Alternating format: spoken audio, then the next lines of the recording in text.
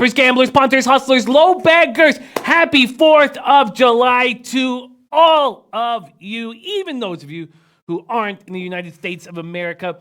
Let's celebrate for all of you. I hope you have a wonderful day with your families. But first and foremost, we have a game popping off in under 5 minutes. Marlins at Nationals. Hernandez and Sanchez on the bump. Total opened up at 10, heavily juiced to the under. 10 under minus 125. It is now at 10, juiced to the over. So a big 22-cent move, although not a run move, a 22-cent move towards the over. Nationals opened up at minus 205. There's been a 24-cent move towards the mighty Marlins, the mighty fish. Let's talk about this quick and then welcome everybody to the show because this game is now popping off in 4 minutes time. Marlins, Nationals. Marlins 17-23 on the road. Pretty good for a team 20 games under 500. Nationals 23-19 at home. Nationals 25-10 in their last 35 games. 88 Fahrenheit, partly cloudy, 5 miles per hour. Sideways, right to left. Hernandez 1-2, 4.07 ERA, 1.11 WHIP. He's looked pretty good in a small sample size. 24 in the third, 26 Ks, 6 walks, 4 homers. But he struggled against these Nationals. But I think he's a better pitcher than what the Nationals have seen. Sanchez, 4-6, 3.82 ERA, 1.33 WHIP. He's rolling. He's won 4 straight decisions. 1-2 with a 3.33 ERA in 6 games, 5 starts in his career against the Marlins. But this year, he had trouble with them early. Sanchez won Friday at Detroit. 6 hits, 1 run, 6 innings. Hernandez, 9.82 ERA. Only 1 start, but 6 appearances against the Nationals. And sadly, coming off another winning day, having a huge week, I'm not going to make a move here. I'm not going to make a move here. I see that the market move towards the over scares me off of the under. I think both these pitchers are pitching well right now. But it's going to be packed. You know, I think it's such an early start. I would take the under here. Or at least the first 5 under. You know what? Let me just take a quick look at the first 5 under. And then I have to make the bet 3 minutes into this, and I don't know because I don't have a bet yet. DP Slapper says his voice is off. Interesting. JD says, buy a military member a beer today. I like that, JD. Top Set says pass on this game, and I think that's what I'm going to do. Game's in 4 minutes, Gas Station 2 says, oh shit, I'm still in bed. All that said and done, I'm off, but I would have some interest in this under, but even that under went from 5.5 to 5. Have to make this bet in 2 minutes if I want it. And I don't think I'm going to, but I do kind of like this under. Are they going to be, it's going to be packed. Are the pitchers going to be off because the batters are probably going to be tired? I'm very interested in this under 5 all of a sudden. Dave LA, I want to celebrate all with you guys, but man, there's a game popping off in 2 minutes. I guess it's just I'd have to stop the show to make the bet. When it opened at 5.5, heavily juiced, minus 123 to the under. So the fact that it's 5 now, plus 100, really isn't that big of a move. Anyone making a move on it? No, it doesn't look like us. Ski Profit leaning under, but hard to go against that major market move. And I have 1 minute to do it, so I'm not going to do it. But that would be my play. That would be my bet right now, would be a first 5, under 5, but I'm not going to make that bet. All right, let's start celebrating July 4th. Happy 4th of July. Dennis Garcia in the house, Red Girl, Flick My Bick, Coco Bongo, Chad Cannon, Top Set, Leroy Flood, Shadow in the house, Jeff Joseph from north of the border, but says happy 4th to all the American low baggers. Coco Bongo, what's good? Wishing a happy and safe 4th of July to all. And Ron Crawford, it's his birthday today. Our guy, Ron Crawford, born on the 4th of July. Man, Ron Crawford, happy birthday. What a huge asset Ron's been. And he hasn't been here for that long. But man, has he made an enormous impact. Ron Crawford, low bagger. Happy birthday to our guy, Ron Crawford. What a great guy. Viper MB says, what's good? Christopher Smith says, happy 4th. I'm at work. Anil Frank celebrating. Jansen Bonds in the house. Maine 910 says, what up, low baggers from Alaska? Happy 4th of July to you guys up there. Brad DeFlaminus says under. So do I, but I don't want to go against the market move, but I would have taken that first 5. I would have done that. Olu Watobaloba says, can I have a summary of these games? Yeah, you're going to get a summary of each and every game. We're going to break down them all. Ski Profit in the house. We got Tops that kept saying my voice is off. Is my voice off and all fucked up? Rafa? Question? Is my voice off and all fucked up? Because that's the second person mentioning it. Jansen says, can't wait for you to come home. Jimmy, thank you so much. I am Dirk Diggler was born today too. That's from the SBR Forum. Our guy Drew from the SBR Forum. I love it. Says, join us for all these free contests. Become an SBR Pro and happy 4th of July to all of you from the SBR Nation. And Ron getting the happy birthday love that he deserves. Dark Kent in the house says, DJ Big Boss contest, baby. $3,000 Survivor contest and more to come. And the Saratoga Beat the Bag competition starts up July 20th. 3 times. And the sad part is we can't hit the major day of the Traverse Stakes because we're going to be in Miami partying. So we'll be betting together at Gulfstream Park, but I'm not going to make it a competition day at this point. But I guess I just take so much work to make it a competition, and I don't know. I don't think I'm going to be able to pull it off. I don't think I'm going to be able to pull it off. C. Dom says, hey, Jimmy, you think all 3 games will be under? We're going to break down all these games entirely, and Ski Profit leaning to the under 10. All right, Maxwell Smart in the house says chicken tenders will be raining. Poker Addict says, I'm making the bacon, Jimmy, hot as a rash these days. And yes, Maxwell Smart will be there. Sonny Vega will be there. Jeff Joseph will be there. We are all partying at the Wild Wing. The Wild Wing. Picking a nice little place that we can completely take over. King and Bathurst, Toronto, Friday, 6 p.m. Let's get drunk together and see how our action rolls out. That is this Friday. Let's see what else. First off, Matt Randall, the taint strikes again. The taint strikes again. Dennis Garcia saying the audio and video are not in sync. We're working on that. Okay. Sorry that the audio and video are not in sync. But Rafa says we are working on that, and I'm just going to keep rolling. So Matt Randall striking again with the taint. That's 2 days in a row. So I'm 19-7 up 12.72 units in MLB this week, but I've not been on the taint the last 2 games. And Neil Frank saying, yeah, video is off. I thought it was just me. It is not. I get it, Gas Station Sushi. Your audio and your mouth are not synced. I get it. And we apologize.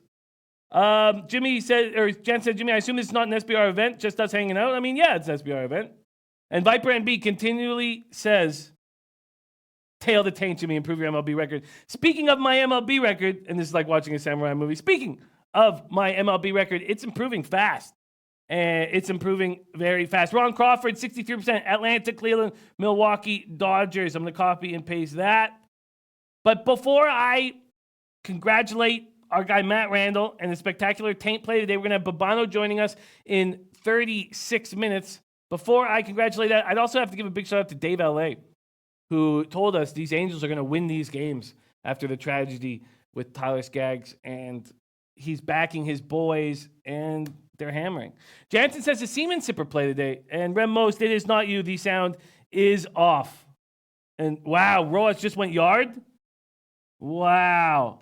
Wow. Wow.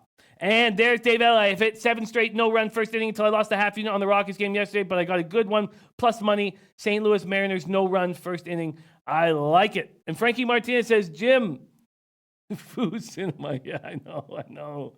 Okay, well, I'm happy that I'm not on that first 500.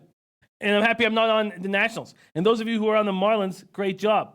There's my guy, Kingu, about business. There's Mark True. Mark True says, I'm loving Twins money line, Braves money line, parlay. Who with me? Bricker Overland giving a shout out to our guy, Lamont Williams, on the under 14 in that Astros game. Nice work. And let's get to work. First off, Rafa, can you pop up that MLB record for me? Get that going, because it's improving. It's still ugly, but it's improving. The first step is to get over 500. The second step is to get in the plus units. And then, then we can start aiming for 20 units, 30 units, whatever. But it's moving in the right direction. There's our guy, Dom Ricci. Happy 4th of July to you. Robbie Top says the swollen prostate play. Another winner. Nice work. Top set says halfway point, Jimmy. I told you would turn it around. It makes me happy to have done this, but to have turned it around somewhat or a little. But I actually did do this last year right around now. And not quite. I actually got down to, I was down 11 units and then everything fell apart. So I'm not going to get too excited about it, Elio, but your belief in me means the world, and I can't wait to party with you in Miami. Speaking of Miami, we still have not put pen and ink to paper, but I can tell you that it's a gorgeous hotel with an incredible beach pool right on the beach. It would cost $200 a night in their worst rooms, and we've got it down to $129. There's also a $35 a day resort fee. We got the resort fee squashed, but we'll still get the free internet. So we've got all that going. We just need to put pen to paper, and we'll be doing that soon. All right, let's get to work. 99 Judge Champs. Let's let the dogs play today. Miami, White Sox, Blue Jays, Reds. Let's go. Corey Simmons says, need the paint play of the day. Pie Guy, 4-4 yesterday. We low baggers are killing it. We are. And Coco Bongo says, third step is hookers and blow money. Yes, you're right. You're right. It was a good day for me. And yeah, Von Polo, I know I've said that. It says flights get more expensive every day from Miami. I'm sorry, Von Polo. But I mean, it's on. Okay, how about we're going to Miami from August 18th to 25th. That's locked. That's done. That's happening. But we just can't give you at the hotel yet, which is bothersome to me. Shout out to Eric Jones. Daryl Lyles, name of hotel. I can't. I've been told not to give out the name yet, just in case, because on Monday we're putting pen to paper, and I can't. I've been told I can't. And I'm sorry, Von Polo. I know it's getting more expensive every day. That sucks. But it is the off season in Miami. It shouldn't be too expensive that day. But I'm sorry. All right. Jimmy Scoville says, I grabbed under a half in that game, or under 5 in that game. Oh, no, under half first game, first inning. And Wesley Forte says, happy 4th, Jimmy, best bet of the day. Let's do it together. And it's Antoine Seymour's birthday. Man, two of our best guys, Ron Crawford, Antoine Seymour, both celebrating birthdays today. Antoine Seymour will be partying with in Miami. All right, let's get after it. This is going to be a great, great day. We have the Ticats and Alouettes. We'll talk about that when Babano joins us. So let's start hammering these afternoon baseball games. We've already got through the Marlins Nationals. Let's go to Indians and Royals. Look at lineups and look at market moves. Indians, Royals. Oh, that's first 5. Okay, here we go. Money lines and totals here at sportsbookreview.com. Also, don't forget, we are a podcast now. iTunes. Everywhere you can find podcasts, get it. We are up. SoundCloud. Everywhere. Check it out. And Bricker Overland says, wasn't feeling safe this morning. Woke up feeling dangerous. Okay, Bricker Overland. No, Brad. No, but Brad, are you in Miami too? We're not staying at Fontainebleau. Wow. Oh, flights are going quick. I'm sorry, Dom. I know it's... I mean, I said get the flights, but... All right. Let's keep rolling right now. Plesac and the Indians opening up. Oh, that's first half. God, sorry. Okay. Neo Money ready to get to work. Great job, Lamont Williams. That was a beautiful call on the under there. The Indians opened up a minus 141. There's been a 9-cent move towards Homer Bailey and the Kansas City Royals. Yes, Don Ricci is now a podcast. It just started becoming a podcast about a week ago. It is now a podcast on iTunes and SoundCloud and all that stuff. So yeah, it is now a podcast. So the total opened up at 10. Pinnacle still hanging the 10, but Bookmaker and 5 Dimes have moved it down to 9.5. Interesting. C. Dom says Marlins man on second, first with 1 out. Under is going to be trouble. Under is going to be trouble. Yeah, good thing that I stayed off of it.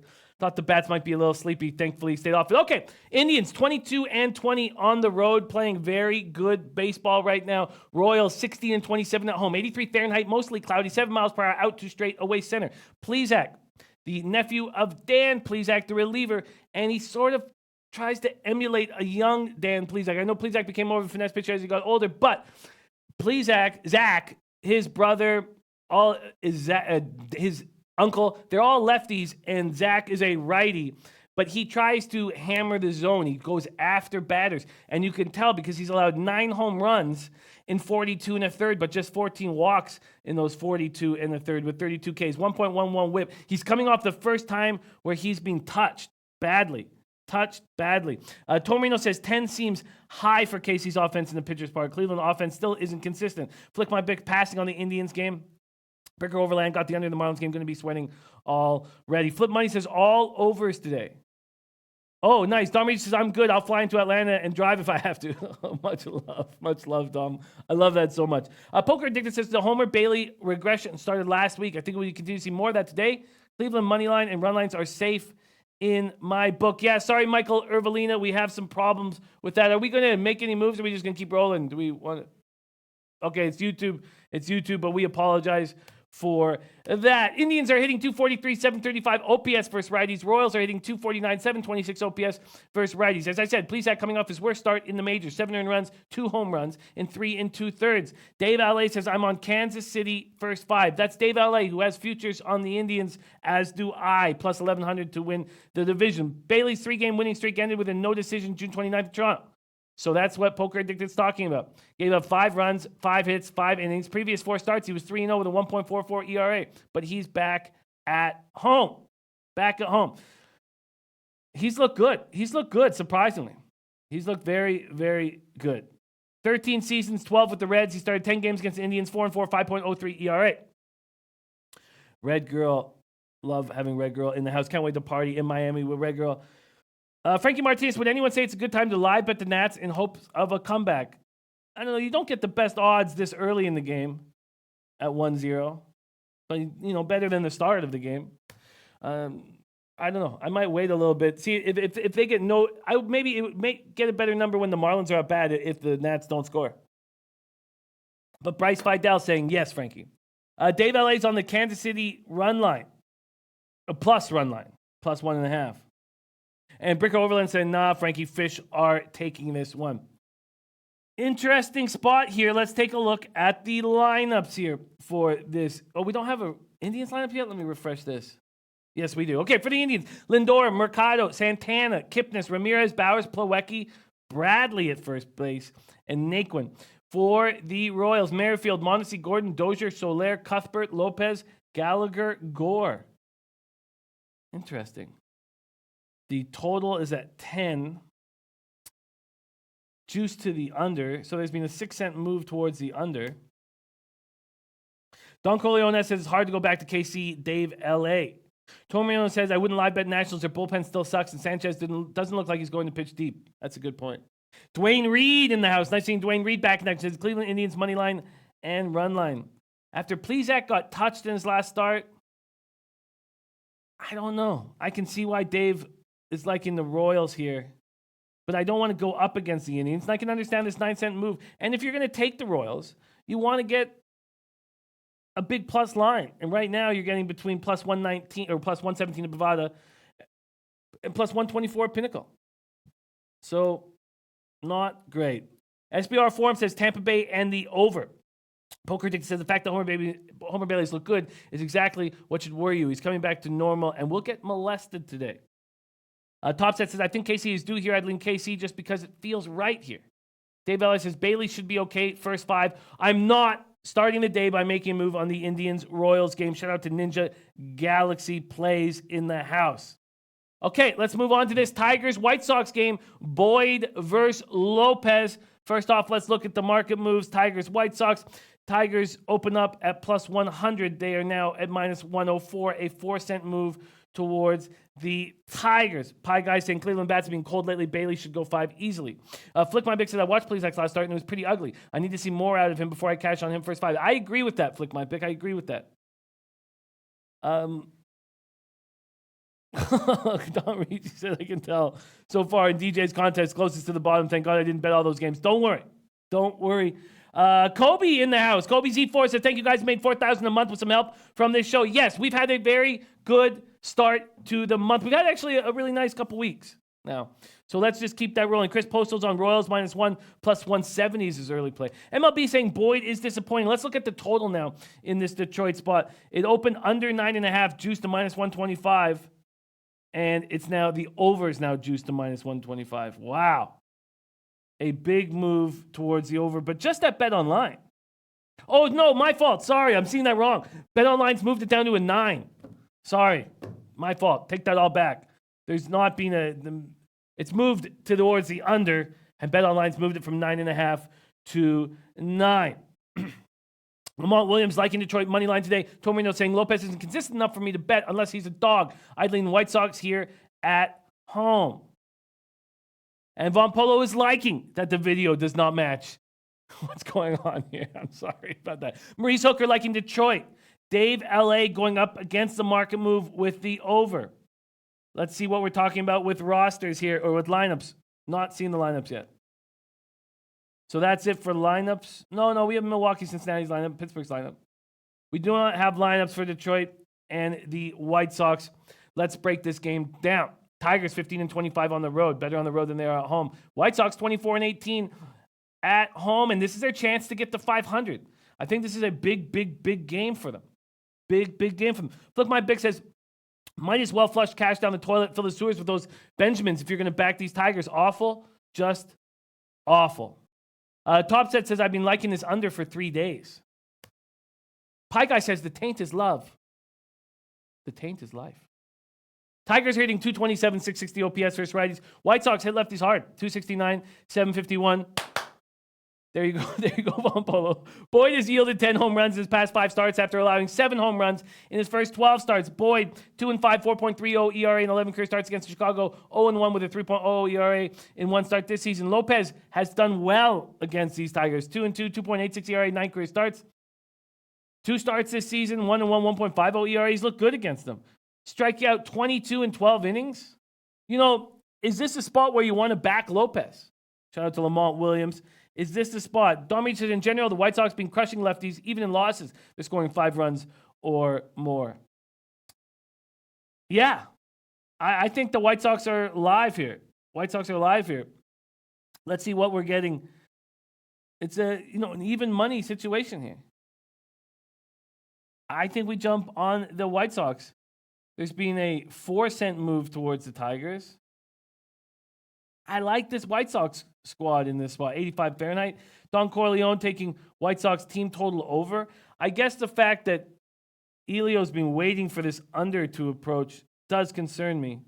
What is that again? Oh, because it moved from 9.5 to 9. Interesting. And BetOnline is still the only book hanging the 9. Let's see. Sportsbook Red says Boyd been giving it up last few weeks after trade rumors sparked up. Hasn't looked comfortable rolling with the Sox. Von Polo likes that White Sox team total over. Yeah, I think it can be a nice spot. And I'm going to take the White Sox here at home.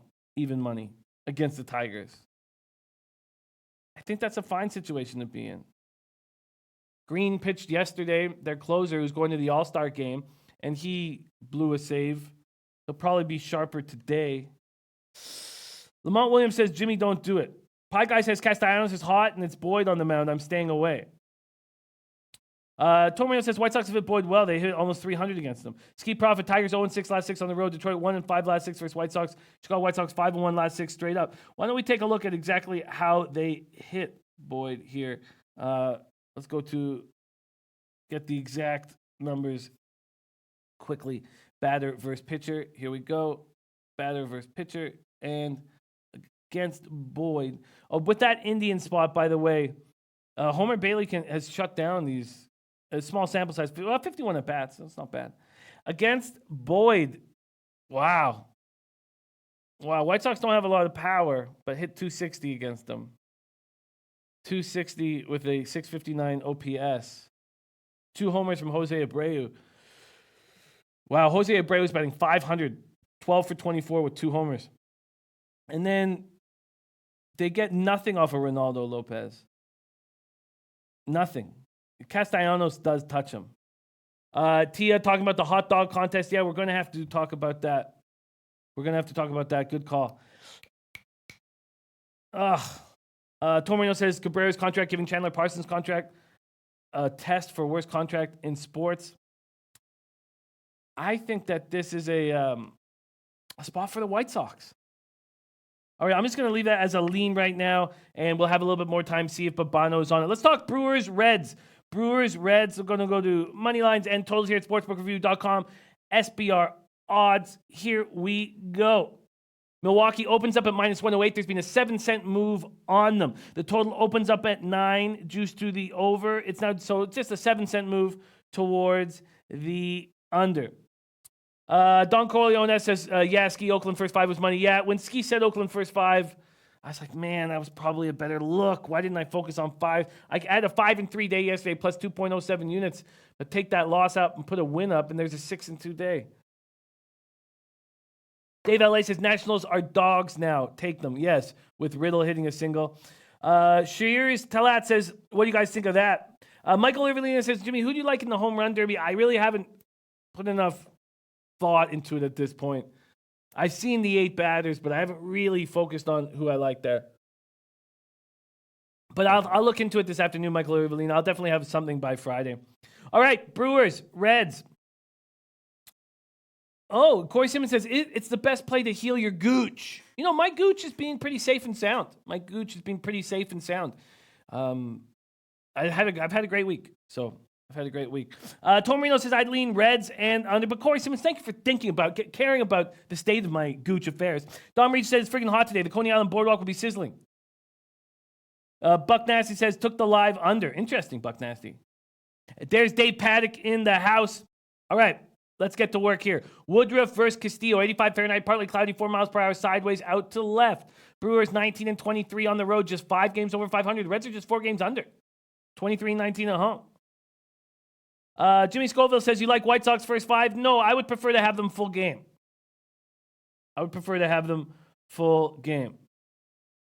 Okay, Ziggy Ball's in the house. Al Mack says Vlad Jr. going to crush the home run derby. Interesting. Al Mack will be soon making many appearances on Betting with the Bag. Looking forward to that. Bricker Roland said Matt still hasn't shown his taint yet. No, it hasn't. Pie Guy says Brewers have been mashing Castillo, Milwaukee all day. Speaking of mashing, Votto destroys Woodruff 5 for 6 with 2 homers. Let's break it down. Woodruff 10-2, 3.79 ERA, 1.14 WHIP, 102 innings, 120 Ks in those 102 innings, 25 walks, 10 home runs allowed. Castillo 7-3, 2.47 ERA, 1.15 WHIP, 115 Ks, 98 and a third, 52 walks though, 52 walks. Brewers rating 246, 771 OPS versus righties. Reds 231, 715 OPS versus righties. You're going to get Yelich and Grandal back in the lineup. Speaking of that lineup, let's see it. Here we go. For Milwaukee, Grandal, Yelich, Moustakas, Hira. Look at Hira, man. Now batting 4th, cleanup. Tame, Saladino, Gamel, Arcia. It's not that strong of a lineup. Certainly not as strong as it was last year.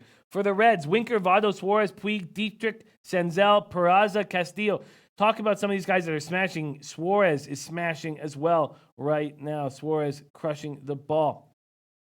Rod Zawacki also liking Vlad to win the Derby. Top Set says Reds are nothing. Tom Marino says, talking about home run derby. Dwayne Reed says Reds money line. Ziggy Ball's leaning towards the Reds. Viper MB on the Reds.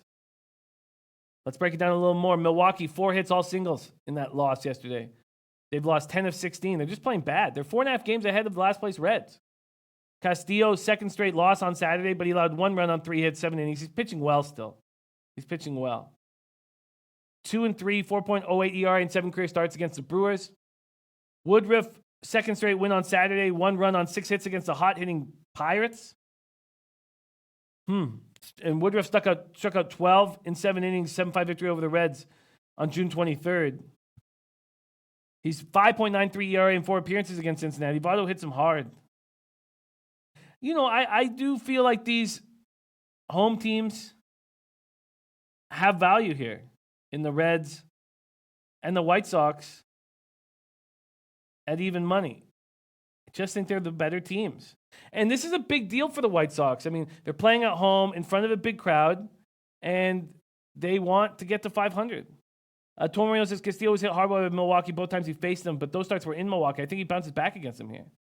C. Dom says, Jimmy, what do you think about Homer Bailey first 5? I think it's a tricky spot. And Homer Bailey got touched in his last start. Now, that was on the road. Poker Addicted 79, very shrewd, very sharp capper, is expecting regression from him. You know, I don't have his Sierra and numbers like that right in front of me. Oh, wow, Kingu, yeah. I hope his dad pitches for sure. So I just don't love it. See, I don't love it. Not applicable. San Diego to shit the bed again. How great was that going right back to the well with the over?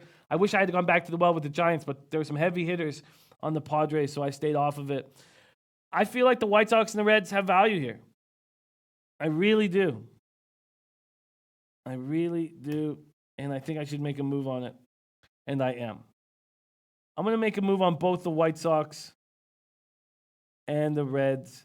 I just feel like you're getting a lot of value on these home teams that are playing good ball. Bricker Overland says, liking those plays, Jimmy Red shouldn't be the underdog here. And Corey Simmons says, Homer Bailey is garbage. Kevin Pine, no taint yet. No taint yet. Yeah, Ziggy Balls, Boyd got snubbed, but was he having that good of a year? I mean, the only guy who should be really upset probably is Gleyber Torres. Shadow says, I bet Chicago full game money line and Cincinnati full game money line. Well, that's all I need. He was an automatic fade last year, Corey, but he's looked better this year.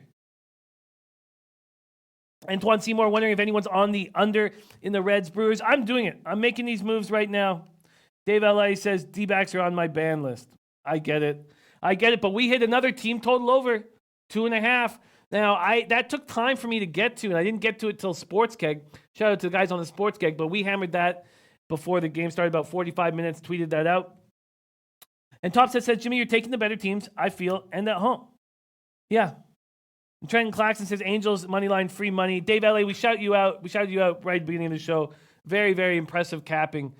And it's the kind of capping that I love because it's psychological, situational, and I'm very, very impressed with it. Okay, I'm doing it. I'm taking the Reds. I'm getting plus 105 at Pinnacle. Here we go, Reds. Plus 105 at Pinnacle. And then I'm going to be, I wonder if the first, I'll just stick with the Reds. Okay, and then I'm going to be taking the White Sox, and I'm getting plus 101 at Bookmaker. That's the last plus on the board for the White Sox, plus 101. I know when I bet these, I'll get worse than that, but I'm comfortable here. All right, let's get to work right now and keep rolling. We're going to be joined in 8 minutes by our guy Babano, so let's just keep rolling right along. Cubbies, Pirates. Cubbies are now 10 games under 500 on the road. Wow. 16-26 on the road. Pirates 20-19 at home. And the Pirates, just like the White Sox, might have a lot to play for. Dave LA talks about when a team can get to 50 wins or get to 100 wins. They're very important games for the clubhouse. And getting to 500 is a big deal. And the Pirates are right there. Not applicable says, I had a good read on San Francisco. I sensed the San Diego bed shitting. Not applicable. We miss your shit the bed play of the day. I hope that I know you still tell us, but I think you should just take more glory in your shit the bed play of the day because it was spectacular in the hockey season. There's Dave Berkey in the house. Dave Berkey. Sorry, the video and the words out of my mouth aren't syncing, but man, great call on the White Sox early yesterday. My guy Dave Burke. Next Friday, Dave. Hope to see you at Wild Wing. If you're gigging, I understand. But if you don't have a gig on Friday night, Wild Wing. We're going to do it up right. Take the place over. Eat chicken wings. It's going to be glorious. It's going to be glorious. Do whatever we please in that joint. We're going to own the place. All right. Let's keep rolling. Tom Marino says, I lean Cubs first 5 here. Their bullpen is still trash. Definitely. And that was a nice over that we hit. Cubs Pirates. I pushed the first 5, sadly, on the Pirates money line. Lost the Mets first 5. But a nice 5-3 day yesterday. And we're just moving in the right direction. Up to over 12 units on the week. And Rob Pawana says, guys, my Giants are an offensive juggernaut. Hey, I love the way Alex Dickerson's looking. Don Corleone says, Pirates team total over again in this type of series. I saw an interview on Quintana, and he's very thankful about that last start he had. Snapped his 6-game losing streak, pitched 6 scoreless, 6 singles, no walks in the 6-0 win at Cincinnati. He looked very, very good. Pie Guy, you got to come. Pie Guy, are you on Twitter? Pie Guy, the Wild Wing at King and Bathurst. The Wild Wing at King and Bathurst. I love it, Dave. I love it. I'll be there, but no king is more important than the Lowbag family. What a guy. What a guy. MLB says, Jimmy, you're not in Costa Rica anymore. Yes, I'm in Costa Rica. But I'm going back to Toronto, going back to Canada for the All-Star break. So I'm excited about it. I'm very excited about it. Yes, nice. Dave Berkey's going to be there. We got Pie Guy going to be there. Man, Sonny Vega going to be there. Maxwell Smart going to be there. Al Mack going to be there. I shout out at Gabe Morency because, man, I would love if Gabe was going to be there. But Gabe, when he's done this week, he's flying right to Vegas for a UFC because that's how Gabe rolls. Gabe's the best in the business. Okay, let's keep rolling here. Quintana, 5-7, 4.21 ERA, 1.37 WHIP, 94 innings, 78 Ks, 29 walks, 12 homers. Lyles, 5-4, 3.71 ERA. Okay. Oh, I'm on Twitter with a different name. Salty Mangs. Okay, I'm going to copy and paste that. I got you hooked up. Berkey's hot. Let's see what Dave Berkey's on right now. Let me check this out. Sorry. Dave Burke is on Reds first 5 and Phillies Braves first 5 under 5.5. That shall be copy and pasted, Dave Burke. Oh, man. God, I'm looking forward to Friday. And so it's Friday, July 12th. Not this Friday, a week Friday. And man, am I pumped to party with my guys. Okay. So I'm slowing down and I need to speed up here. We're still on this Cubs Pirates squad. Let's look at this game. Okay, here we go. Cubbies, Pirates. Cubbies opening up at minus 115. There's been a 5-cent move towards the Pirates. Let's look at the totals here at sportsbookreview.com. Here we go. Opens up at 9.5, minus 110. So there's been a 2-cent move towards the under in Quintana Lyles. I'll tell you this. I do not believe in Jordan Lyles, and I want to fade him. I just want to fade him. Second start since coming off the injured list, and he had a quality start against Milwaukee, at Milwaukee. I know Milwaukee's not hitting, but Lyles just messes with my head. I think he's a bad pitcher, and I just want to fade him. And Quintana's pitching well. Now, these Pirates don't have any power against lefties, 678 OPS with a 250 batting average. I want to fade the Pirates.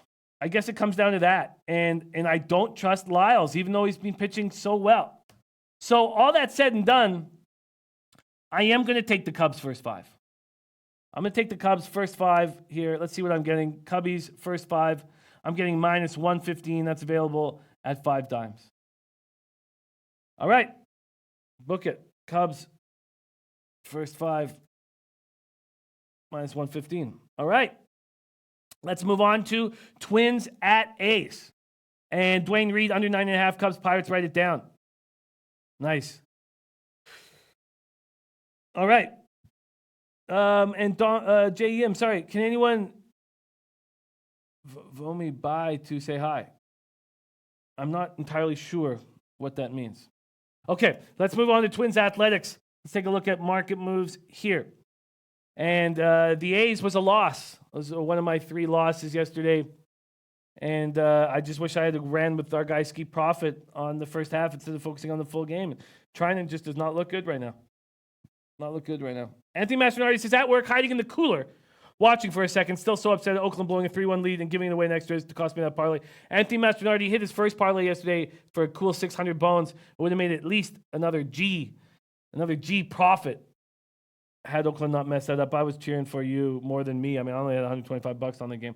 Siggy Balls leaning Twins. Barrios versus Anderson. Look, Tanner Anderson is not a good pitcher. He had that glorious start, and it helped having Bo Taylor with him. I'm surprised. Oh, he means in Toronto. Yeah, JEM. We want you to party with us bad, JEM. We want everybody. We want all the low baggers. All the Ontario low baggers to come together. Oh. Yeah. JEM, come on. I want everybody. I want all you guys, man. I need you, JEM. We need all. It's so important here to put faces to these names, to these guys that we cap with all the time. It's so important to get a chance to hang with them. And Sonny Vega's going to be there. Max Smart. It's just going to be so much. Babano's going to be there. Have you ever drank with Babano? The guy's maniac. He's so much fun to party with. Okay. I don't trust Tanner Anderson. And you want to see when you're betting the A's right now, you need Bo Taylor in the lineup. Because Bo Taylor seems to get him and figure him out. And I just don't want anything to do with Tanner Anderson. And because of that, I'm going to take the Twinkies here. And how should I do this? Should I take him on the -1 line? I think that's what I'm going to do. I think Tanner Anderson gets touched. All right, Christopher Comtini says, Freddie Fortune, question mark. Freddie Fortune hit with Mike Leake yesterday. First 5 with the Mariners. Great job, Freddie Fortune. Pie Guy says, Babano, a maniac. I got to see this. You do. Gary Horvath says, Costa Rica, Toronto, Miami. When Vegas, Jimmy? Gary Horvath, that is a good question. And there's going to be more trips because nothing is more fun in my life than getting a chance to party with all you guys. So, and Al Max says, I'll try to accidentally not steal anyone's phone this time. Oh, yeah.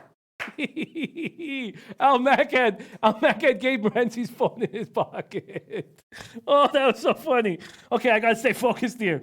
I'm going to take the Twins first 5, and I'm going to take a -0.5. A -105. Twins first 5 -0.5. And then I'm going to take the Twins on the full game on the -1 line. So Jeff Joseph says, Jimmy, next Friday, Woodbine isn't an option. They start at 4. Any chance for Saturday at the races? Possibly, Jeff. Jeff, are you going to be able to come to Wild Wing? I'd really like to do Wednesday night, and I can't. So I really want to hang. So can you come Friday at least, and we can plan something? Okay. -1 on the Twinkies. Let's see. I could also stop by on my way to the airport on Sunday. Rapawano says, guys, don't overthink it. Yeah, no, I think Tanner Anderson's going to get touched. But if you do see Bo Taylor catching for him, he may be a little bit better in that situation. All right, so I'm going to grab Barrios money line. Sorry, first full game money line for the Twinkies is -139. That's at Heritage and Pinnacle. So the money line is -139. And the run line here, point spreads. And the run line here is +110. And that is available at Intertops, Heritage, and 5 Dimes. Oops, sorry, plus. Perfect. Let's bring in our guy, who I will have the incredible pleasure of drinking with in 8 days. And if you've never drank with our guy Babano, you're missing out. Because I don't know if there's anybody more fun to hang with in this business, in this world, than our guy Ian Cameron, joining us fresh from Hamilton. How you doing on this Thursday morning? That's the thing. People look at me and they say, you're 170 pounds soaking wet barely. How do you drink the amount of booze that you do? Well, you want to see what it's like? Come down there Friday night to Wild Wing. Next Friday, July 12th. Looking forward to it, Jimmy. It's going to be fun hanging out there in downtown Toronto. Yeah, man. I'm so happy it works out. I'm so happy the Ticats aren't playing on Friday, but the Ticats are playing tonight. And why don't we close up with the Ticats Alouettes here? Why don't we focus on these afternoon games because they're popping off right now? Is there a move that you are making on any of these afternoon games? In terms of the afternoon games, not a lot. Not a lot in terms of the early afternoon games. Like I considered Cleveland against Kansas City, -132. How could you not with the way the Indians are playing? They're a red-hot baseball team right now. Certainly their lineup, which I've had questions about, has done a pretty good job lately. Plesac has shown a little chink in the armor in a couple of starts, but he's, for the most part, been relatively solid. I got no problem going against Homer Bailey, so I lean a little bit to Cleveland, but it'll be a small play, if anything, for me in that one. You've got Cubs in Pittsburgh, Quintana against Lyles. I like the way this Pittsburgh Pirates team is playing right now. They're playing some really good baseball. I have been going against Jose Quintana regularly in recent starts. He did not pitch well in June. 5.17 ERA for him in the month of June. Not good at all against a Pirates lineup that's really been swinging the bats really well lately. I think that's going to be an issue for him.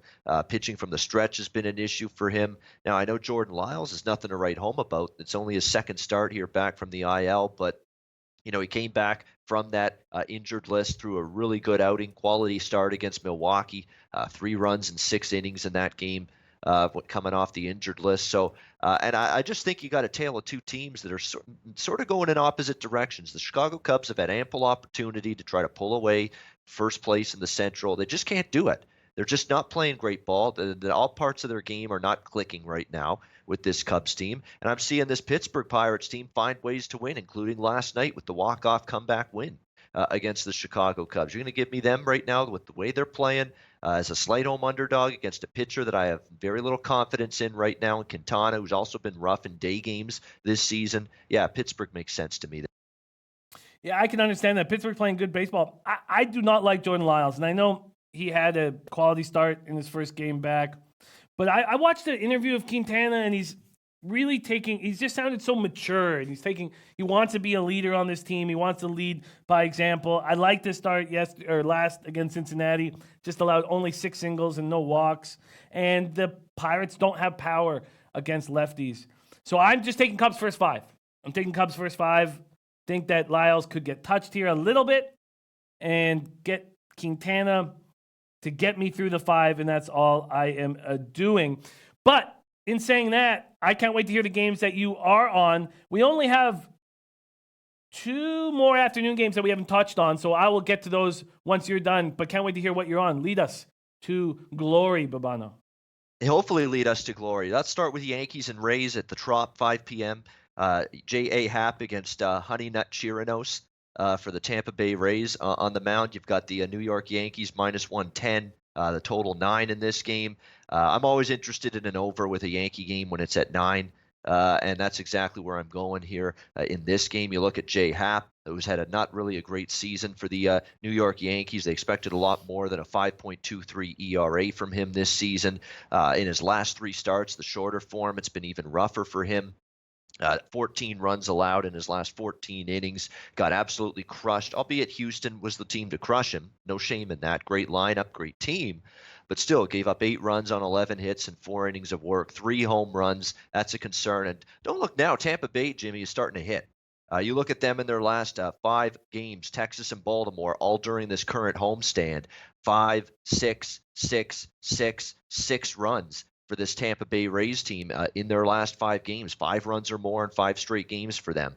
So I think they're going to be able to hit J. Happ a little bit in this game. They're not bad in terms of being able to hit lefty pitching. Their stats against Southpaw is pretty solid. So I think they'll be able to score some runs. And on the flip side, Yanni Chirinos, he's been one of those guys. He's going to usually go out there, pitch 5, 6 innings tops, give up 3 runs or so. But I'm starting to see some regression in his pitching lately. He's given up more hits, harder contact. He's having more and more struggles with command and control. 2 walks against Oakland, 4 walks in his last start against Texas. That's a big concern for me against this powerful New York Yankees lineup that I think could be able to do some damage here against Chirinos and the Rays bullpen, which lately hasn't quite pitched as well as they did earlier in the season. So again, you have a total of 9 with 2 starters that I've got some question marks about, and 2 lineup. We know the Yankees lineup, how potent it is. This Tampa Bay lineup's really picked it up with 5 runs or more in 5 straight games. Total of 9. I'm going to go over the total. Yeah, that makes sense. But the market move has just been slightly to the under. BetOnline opened it heavily juiced to the under 9.5, so no surprise. It was minus 125, so no surprise that they brought it down to 9 at minus 112. But my issue and my concern is this, Babano. It's Ji-Man Choi, Kevin Kiermaier, and now Brandon Lau, who just was called on to the American League All-Star team, are all hurt in the last 36 hours, 48 hours. And that has to affect their offense. Doesn't that just have to hurt them? Well, a little bit. There's no question it will. Just a little bit. And even with the Yankees, Luke Voigt, is on the injured list now for the next 10 days. So that's going to hurt. But the Yankees have guys they can pull anybody off the bench and they'll be able to hit. That's the kind of team they've had all season long. Injuries have not slowed them down offensively whatsoever. Now, Brandon Lau's questionable. We don't know if he's out. Ji-Man Choi definitely is out. That's a concern. But you're looking at some of these other guys in this Rays lineup. Kiermaier's hit very well lately. Austin Meadows has had a great season. Tommy Pham's been excellent at the plate for the Tampa Bay Rays. So they've got other guys that will be able to do, I think, some damage here going into this particular game. It does concern me a little bit. No, but it's not enough to keep me off this game over the total. I think there's still enough bats in both of these lineups to do damage. What I'm going to do is slightly make a play with what you're on. I'm going to just take the Yankees team total over. team total over 4.5. Very simple play at minus 106. The Rays team total over 4.5 is at plus 111. But I'm going to take this Yankees team total over 4.5 at minus 106. I know the Trop isn't a great place to hit. And Chirinos, it still has a 3.10 ERA, 1.0 whip. But these Yankees smash righties. And I feel like that's a comfortable place for me to be on. Ty Clinton says Yankees today. We shall see. But I'm very comfortable with the Yankees team total over 4.5. All right, beautiful. What's next? All right, what's next is it's an American team versus a Canadian team on Independence Day, and I'm betting the Canadian team. Boston Red Sox and the Toronto Blue Jays, Velasquez against Stroman. I'm going to take Toronto here. I really like the effort. I'm liking the improvement with the lineup lately from this Jays team. All the young guns are really starting to hit. Guerrero even starting to hit a little bit better, but specifically it's been Biggio. It's been Lourdes Gurriel Jr., who's been absolutely outstanding for the Jays lately. And I'm no Hector Velasquez guy. This guy doesn't impress me one bit. He's probably not going to be in there much. He doesn't pitch deep. The Boston relief corps all season long has had problems. It's not a deep relief corps. You're probably going to see a lot of that Boston pen today. I think Toronto can do damage.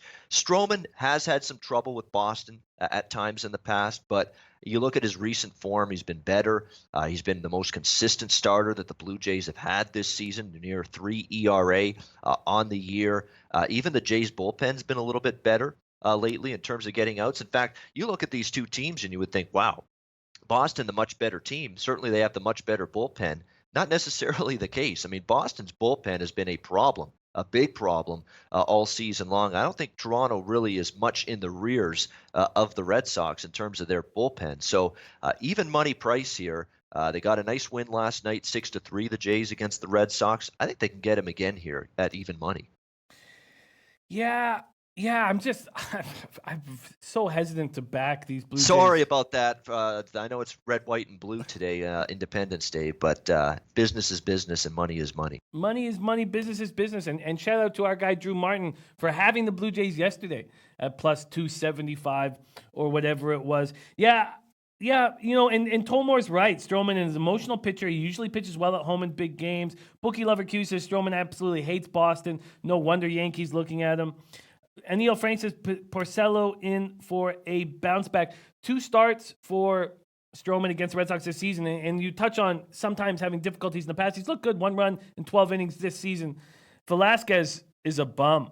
And why do I have Velasquez here instead of, because I had Porcello here earlier, but I have Velasquez is all Velasquez information, and Velasquez is starting. What did they do with Porcello? Yeah, it was a pitching change. Porcello, they're moving him back. I don't think he's injured. I think they're just moving him back. He had that really rough game against the Yankees in London over the weekend, so I don't know if it's got something to do with that, but I think they just pushed him back a day or two. Christopher Comentini says, no way I'm taking Jays for even money versus the Red Sox. And I guess that's how I feel. Wow, Dave Burke had Jays minus 1.5 yesterday. Wow. So see, therein lies the problem some people will have with it. Like, you could have got the Jays over plus 200 yesterday. They're definitely the much worse team, and now they're even money in this game. So from a value standpoint, for some people, it's not there. But I'm looking at it as, can I cash a winner? And I think Toronto's got a little bit of an edge here. Yeah, no, I get it. I completely get your breakdown, and I'm just so hesitant to back this team ever. And I'm not going to make a move at this point, but I like hearing you're on them, and I will keep an eye on that all day. What else are you looking at on this card? All right, we looked at that. You mentioned Minnesota. I do like Minnesota as well. The Twins, Jose Barrios against Tanner Anderson. I was on the Twins last night. You know me with the Twins off a loss. I love them when they lost the previous game. They have been money in the bank in terms of avoiding extended losing streaks. They've only lost 2-3 games in a row a few times this season, not often. And sure enough, they pulled it out last night against Oakland in extra innings. I think that is a really tough loss for Oakland. Could be difficult to bounce back. I'm not a Tanner Anderson guy. He got lit up in his last start by the LA Angels. Barrios on the road does concern me a little bit. He's definitely in his career.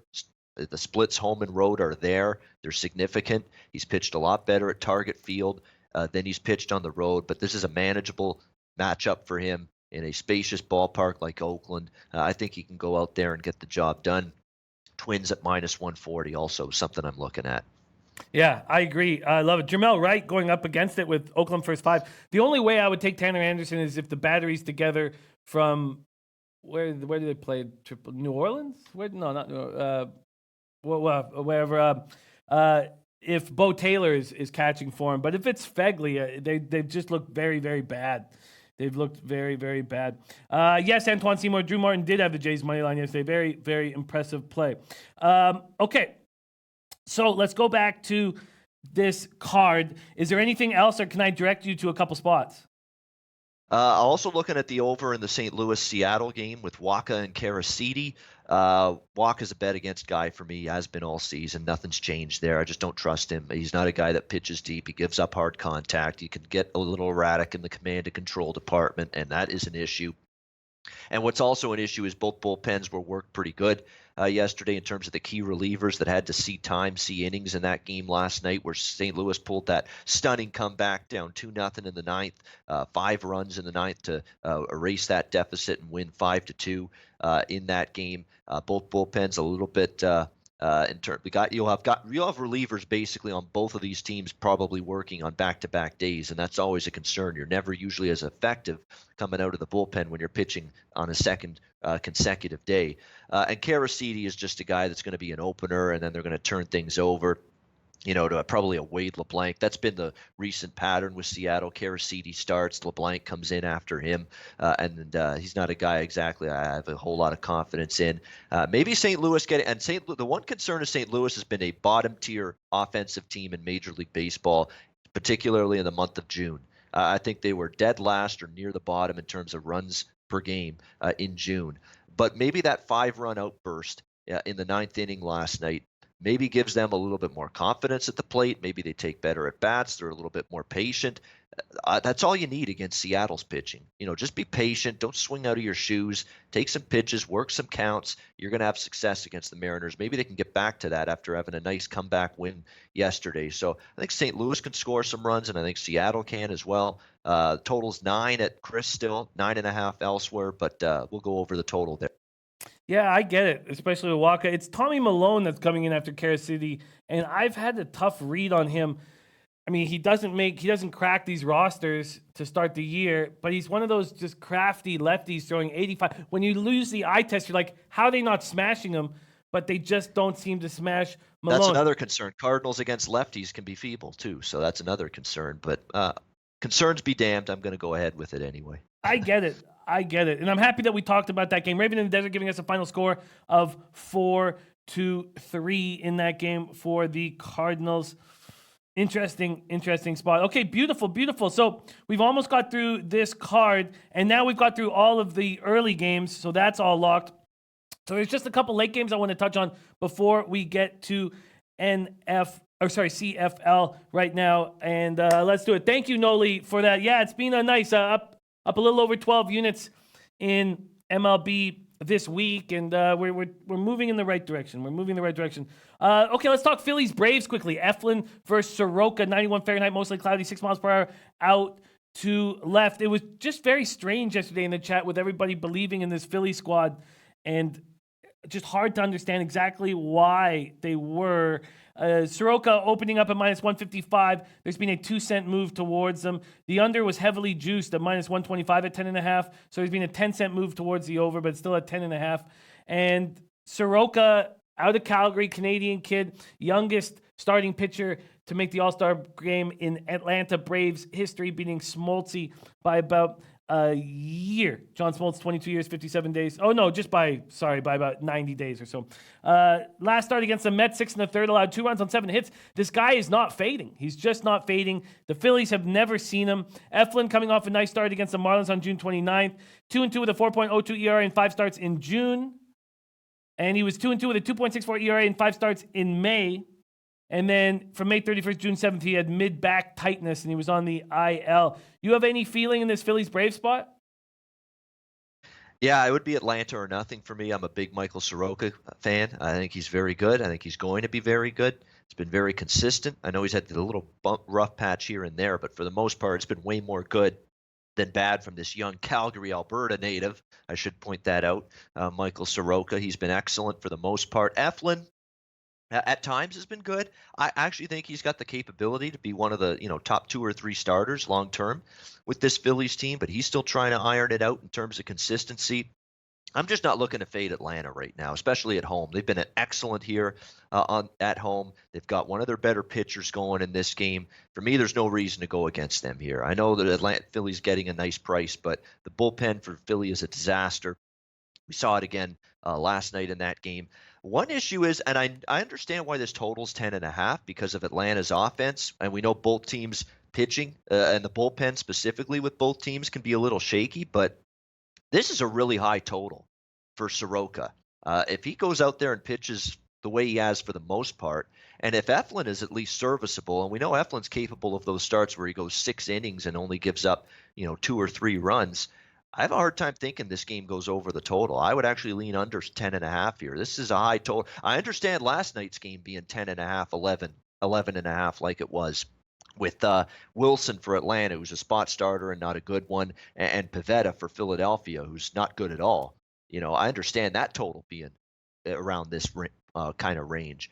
I don't know if I get it with this particular pitching matchup. So I would lean Atlanta, and I would lean under the total here. Noli knows like in the Philadelphia Atlanta first 5 under 6. Raven in the Desert like in the Braves under. I am first off going to take the Braves on the -1 line. The money line was -157. That was available at Bet Online. The run line for these Braves is +120, and that's available at 5 dimes. So +120. Then I think if I was going to take an under in this game, I'd probably be more comfortable in that first 5. What do you think of that first 5 under 6? I mean, that's a pretty high first 5 total. Do you like that better than the full game, Babano? I do. Yeah, I would.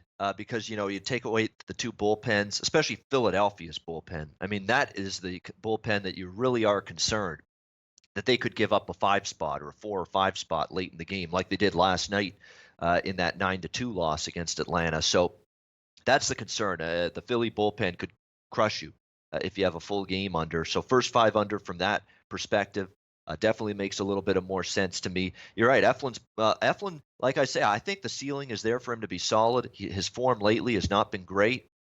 We'll see how it goes. I don't think Philadelphia is going to be able to light up Soroka.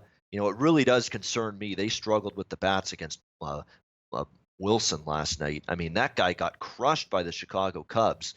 Doesn't really have top of the line stuff, and the Phillies just really couldn't touch him other than a Bryce Harper solo home run. That's a concern because they're facing a much better pitcher here tonight in Soroka. So that's why I think Atlanta wins, but the game can still stay under the total. I could see 6-1, 6-2 for Atlanta, 7-2, something like that maybe. And it would stay under the total. I think Atlanta could get you 6 or 7 runs and the game could still stay under because this Phillies offense can be sketchy at times. They should have had a much better success at the plate last night than they did, and now they're facing a better pitcher. I'm not sure I trust their offense tonight. Interesting. Viper MB saying, don't do it, Jimmy, but I am going to do it. I am going to tail Noli Knows on this first 5 under 6. To get 7 runs in that first 5 innings is not an easy task. Don Corleone said Soroka won't be touched. I'm going to tail our guy, basically tailing both of the breakdowns. Noli Knows his first 5 under and Babano's look on the Braves. Okay, so we only have 2 games left now. I want to talk about CFL. What have you been doing? And if I know we could talk about this for a long time. What have you been doing with the LA Angels? I've stayed away the last 2 games. Dave LA has backed them the last 2 games for nice scores. This was the night that Skaggs was supposed to be pitching. Griffin Canning, I think, has a very high upside. I love Lance Lynn. I'm a backer of Lance Lynn. I've been backing him for a long time. I don't know how to handle the Angels, and I've just been staying off, and I don't know if that's the right thing to do or the wrong thing to do. How have you been handling the Angels the last 2 days? I've stayed out of it too. I mean, I didn't know how this team was going to react to that horrible tragedy for the passing of Tyler Skaggs, a beloved member of that team. And you can clearly see it when the players talk about him, when Brad Ausmus, the manager, talks about him. Everybody loved the guy. You just weren't sure what you were going to get from them baseball-wise in the first couple of games. At least I wasn't. I've been impressed. I mean, they have seemed to have just used baseball as an escape route, so to speak. to get away from this tragedy a little bit, focus on just playing the game, rally around each other, try to put some wins on the board, do it for Tyler, I guess you could say. And they've played very well in these first two games. I've been very impressed with the professional attitude, demeanor from this Angels team in the middle of what's been an unspeakable pain that entire team's going through right now, losing a teammate like that, 27 years old. That's absolutely jarring to me when I first heard it. I'm only 7 years older than that. That's way too young to die, 27. Way too young. Just absolutely horrendous to hear and see something like that happen. But the Angels have responded to it, I think, as well in these kind of difficult circumstances as you could possibly ask. And it's a weird dynamic from a handicapping perspective, for me with this team, because I don't know if I want to go against this emotion that they're sort of playing behind the last couple of days in this series against Texas since the passing of Skaggs. The problem is Canning is not a guy that I think fits this ballpark very well here in Texas, and I don't know if this is a great matchup for him. I think he does have upside, but what's been his biggest issue so far in the big leagues? It's the home run ball. He's given up 12 homers in his 11 starts. That's not good. And that's really not good when you're pitching in Arlington against a team that can hit home runs, that has power. So that definitely is a concern for me here with Canning. Certainly from a Lance Lynn perspective, he's been rock solid. Lance Lynn has been one of the more consistent. It's him and Mike Minor in terms of the two most consistent pitchers here with this Texas team. I've been very impressed. And it's definitely a situation where I'm not really in love with going against Lance Lynn right now, the way he's been pitching. Of course, the big news from a lineup standpoint is Tommy La Stella, who'd actually been hitting pretty well this year for the Angels, now out of the lineup on the injured list for a while. So that's going to dent the Angels lineup just a little bit. So the problem for me is I think this is a better matchup tonight for Texas. I think Lynn over Canning is a little bit of an edge for them, but I'm not sure I'm ready to go against this raw emotion and this coming together that the LA Angels have had in these first two games after losing Tyler Skaggs. So you've got these contradictory thought processes running through my head when I handicap this game. So as a result, I'm going to pass on it. Yeah, that's what I'm going to do right now. And then the only game we haven't talked about is this Hyunjin Ryu start where he's going to start the All-Star game. He's looked spectacular, but he's coming off a very rough outing in Colorado. And then Dinelson Lamet, who we haven't seen since, 2017, a stud, it looked like 2 years ago. So there's just a huge amount of volatility in this spot. Noli knows leading to the under 10.5 in LA, Texas. But we don't have enough time. In that game, we have a huge favorite and a tricky cap. And so I would much rather finish the show off by talking about this Ticats Alouettes game. Yeah, just quickly. Yeah. It's Dodgers or nothing there. I mean, Lamet, I got to see what he does. Dodgers have this voodoo magic going. Every win is a walk-off, it seems, for this team right now. It's unbelievable. Ryu has been not just good, he's been outstanding this season for the Dodgers. That's an easy one. It's Dodgers or nothing. You take them run line, do something creative or nothing, but I don't want San Diego there. Yep, we can move on. Beautiful, yeah. And let's and I agree with that. I don't know exactly how I'm going to attack that game and if I can find value. But let's move on to the CFL where we have been eating. Can you pop up the CFL record very quickly before Babano and I break this down? Looking good so far this year, and we must keep it up. Let's talk about this Ticats Alouette spot. I love talking to you about your Ticats and about CFL in general. Let's see what we're dealing with here in money lines and spreads. We have a big 12.5. So there's been no movement. 12.5 points for the Tiger Cats. We know they can dominate on the road or at home against these weak Eastern foes as they beat the Argos by 50. Let's go to and that was in Toronto. Let's go to the totals here. And the total opened up at 56.5, now at 55. And man, what a mistake not taking the Lions when they were at 6.5 point favorites. And now they're at 7.5. And you got to move when you see these opportunities. And I did not. So we've seen the total drop down a little bit. Ticats haven't started the season 4-0 since 1989. 1989. Steinauer looking good. Perfect little 3-0 start for the team. And the other 4 first-year head coaches are getting killed, including Montreal's Kari Jones. Luke Tasker returning to the receiving corps. Braylon Addison moved to the one-game injured list. Hamilton's put up 105 points in the last 2 games. Masoli is a beast right now. Sean Thomas Erlington, what a start as a starter, man. 100 all-purpose yards in each of his 3 games this year. And as a Canadian and a Montreal native, he's going to be very pumped to play in this game. It's going to be sold out in Montreal, and we have this crazy quarterback situation in Montreal. Pipkin hurt, Vernon Adams looking bad. So they've tried Schiltz, and Schiltz does not look good. Now they're bringing in Brandon Bridge, the Canadian, and all three of those quarterbacks are going to be in uniform. And then Taylor Loeffler will miss his second straight game, so they're going to bring in Ty Cranston to fill in, University of Ottawa alumni. The Alouettes, I don't know if you've heard this, Babano, but 0 sacks. No CFL team in the history of our sport has started the first 3 games without getting a single sack. And unbelievable, Montreal got killed last week and had the ball for 36 minutes and 21 seconds and lose by 30 points. How are you breaking this game down? It's a really tricky game from a side perspective because there's nothing from last week that tells you that Montreal can hang with Hamilton. There's nothing that would tell you that. I mean, they got dominated. They lose 41-10. Ticats are flying 3-0 straight up, 3-0 against the spread. The offense has been great. Masoli at quarterback. I know they lose Addison for one game, but they get Tasker back. So it's, you just basically replace one good receiver with another good receiver. No issue whatsoever. Sean Thomas Erlington's been great. He's playing in his hometown. He'll be fired up for this game. He's done it all. He's blocked. He's ran the ball well. He's caught the ball. Big touchdown catch for Thomas Erlington. He was a running back, and they used him as a deep out down the field in the vertical passing game last week. Such an impressive play design and play call by the Ticats. In that win last week against Montreal. It worked to perfection. I don't know if Montreal is going to stop Hamilton here either. I mean, their defense is just absolutely god-awful. They've allowed 73 points in their first 2 games combined. They rank dead last in total yards allowed per game. I think Hamilton puts up points.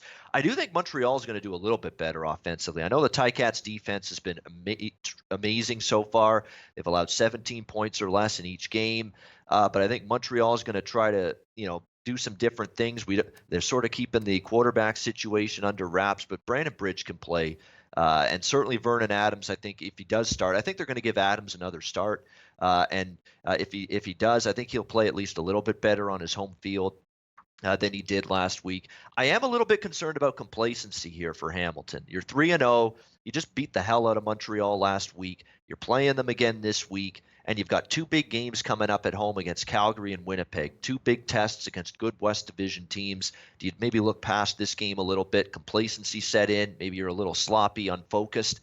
That is a thought that's running through the back of my mind when I look forward to this game tonight. So this is not a spot where I'm looking to lay it with Hamilton. I think they could win. They certainly could cover. But, they were laying this same price at home, and now you're laying that same price with them here on the road. From a value perspective, I'm not sure it's there. I do like the over in this game. It's dropped a little bit, 56, sunny, hot, humid, muggy night in Montreal. I think the defenses could tire out as it goes. Each of the last 3 meetings in Montreal between these 2 teams, the Ticats and Alouettes, have soared over the total. We've gotten into the 60s in the majority of these games between these teams lately in Montreal. Weather looks good. I think we'll see the over cash in here. Interesting. As you were breaking that game down, I started feeling a bit of an angle. What do you think about the first half under? Do you think that's a possible look? Because I agree that these defenses will get tired. And if there is some complacency with Hamilton, maybe that happens early and then they realize, Jesus, we're not doing enough. What do you think about that first half under? Depends what the complacency affects more, the offense or the defense. That's the big question if you're looking at how it affects the total in terms of that potential for the Ticats. Yeah, first half under. I think the first half under and the second half over in Hamilton's games so far is perfect. I think the first half's gone under in each of Hamilton's games so far, and I think the second half's gone over in all of Hamilton's games so far. So that's not a bad way to go. I'm just going to go on the full game over for this game because, again, last week's total got as high as 59. It stayed under the total, 41-10, 51 points. But I would expect Montreal to do more than 10 points this week. They'll be better. I don't know if Hamilton's going to be shut down, though. I think Hamilton's still good for at least 30, 35 points against a really, really bad defense. They just have too many weapons on offense, and the scheme is too good. It's a scheme that's carried over from when June Jones was the coach. They haven't really tweaked the playbook, even though they have a new OC now in Tommy Condell. He's kept a lot of the June Jones concepts in that Hamilton offense, in that playbook. So there's a lot of good continuity there. Montreal's not once not in the game last week, not in any of the games last year, or even 2 years ago have they been able to stop Hamilton. Hamilton's put up a crooked number in practically every game against these guys lately. So I could see Hamilton getting 35, 38, and you could get maybe something like 20 from Montreal, and you get up and over the total. But yeah, if I like the under, in your case, Jimmy, if you like the under, I would definitely prefer it first half than the full game. Yeah, I'm going to spend more time on it. I'm going to spend more time on it. I mean, I hit with the under last week when these guys played, but I'm going to spend a little more time on it. Oh, incredible stuff. By the way, before we sign off, since Yeah. this is my only appearance with you every week, I'll just tell you I'm on Winnipeg in the Friday night game. It's the better team catching points. Simple as that, in my opinion, with Winnipeg on Friday night. BC, the thing with BC is I love BC initially, but now the quarterback changed from Franklin to Bethel Thompson. I worried in the pit of my gut for some reason that might spark Toronto a little bit because Franklin was god-awful. He was brutal. Yeah. It can't be any worse than James Franklin. I think maybe Bethel Thompson could actually spark them a little bit, and that's a lot of points to lay on the road with a winless BC team. So I was really liking BC initially. Now I'm getting the cold feet just a little bit. And then Calgary, Saskatchewan. Calgary's banged up beyond belief. A key receiver out, running back Don Jackson out. Does Mitchell even play? It could be Nick Arbuckle. And the defensive line is shredded with injuries for Calgary. They've lost 6 starting defensive linemen. They're down to like their 7th or 8th D lineman. Dave Dickinson is calling other teams to find out who they cut on the D line and signing them off the scrap heap. And those are the kind of guys that could be playing on that D line for Calgary in that game Saturday night. I would lay the points with Saskatchewan, and because Calgary's just so beyond banged up on defense, and because Cody Fajardo and that offense has actually looked pretty good in 2 starts, I would look over the total in that game as well. So that's my CFL this week. I love that. Thank you for giving us a heads up, and that's very, very good looks. And you are right. You have a veteran like Bethel coming in. It's going to change everything. It's going to change everything. So I like that look. Then thank you for the insight. Not applicable saying Sask all day. All right. So I am not making a move yet on the total in the Ticats Alouettes game, but will be making one on the late show. My action is White Sox money line plus 101. Reds money line plus 105. Cubs first 5 minus 115. Twins first 5 minus a half. Damn, I didn't write down Twins first 5 minus a half. I have no idea what I didn't even write down the numbers. So let me get whatever's hanging right now. First 5 spread with the Twins. I'm getting minus 105. Okay, sorry. First 5 minus a half. That's minus 105. Okay, and then I'm on the full game minus 1. That's a minus 139 and a plus 110. And then I'm on the Yankees team total over 4.5 at minus 106. I'm on the Braves minus 1 in the first 5 under 6 at minus 113. And that is my action on this card. But Bono, could you do us a great favor by letting us know your official plays that you gave out earlier, and then where we can find you on Twitter? Also, if you want to party with Bono and I, you have to come to Wild Wing in 8 days. We're going to be partying together.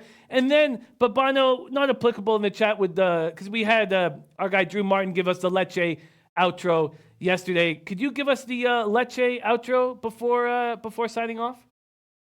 I could give it a shot. We'll see how it goes. But yeah, Twitter at Bobano, obviously, where you can find me there every day. And Saturdays with Drew Martin doing the closing line. Leche and los bookmakers!